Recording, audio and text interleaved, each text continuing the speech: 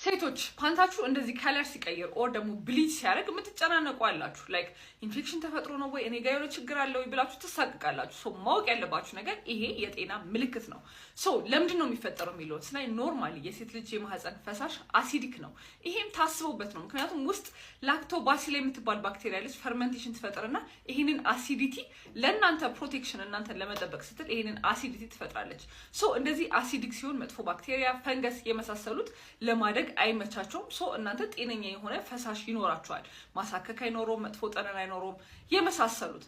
ሶ ይሄንን አሲዲቲ ሊያበላሹ የሚችሉ ብዙ ነገሮች አሉ። አንደኛ ውስጥ ድረስ ገብታችሁ የምትታጠቡ ከሆነ ይሄንን ጥሩ ባክቴሪያ ትገሉታላችሁ። ሶ ለኢንፌክሽን ራሳችሁን ታዳርጋላችሁ። በተጨማሪ ይሄ ሽታ የበዛበት ላይክ ጥሩ ሽታ ያመጣል ተብሎ ሴንት ነገሮች እዛ አካባቢ መቀባት ኦር ደግሞ የሚያፍን ፓንት ማድረግ፣ ፕላስቲክ የሆኑ ፓንቶች ማድረግ፣ ልክ እንደታጠቡ እዛው ፓንት አድርጎ ማመቅና ሙቀት መፍጠር የመሳሰሉ ነገሮች ይህንን አሲዲቲ ሊያበላሹ ይችላሉ።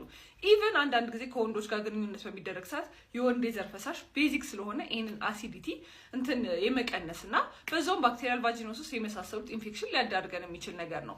ሶ ይህንን ፓንታችሁ ላይ ስታዩ የጤና ምልክት ነው። ሜንቴን ማድረግ ያለባችሁ ነገሮች አሉ። በዋነኝነት ውስጥ ድረስ ገብቶ አለመታጠብ፣ ፓንት ስትመርጡ ኮተን የሚያናፍስ ነገር መምረጥ፣ ስትታጠቡ ከባድ ኦር ጠንካራ ሽታ ያለው ነገር አለመጠቀም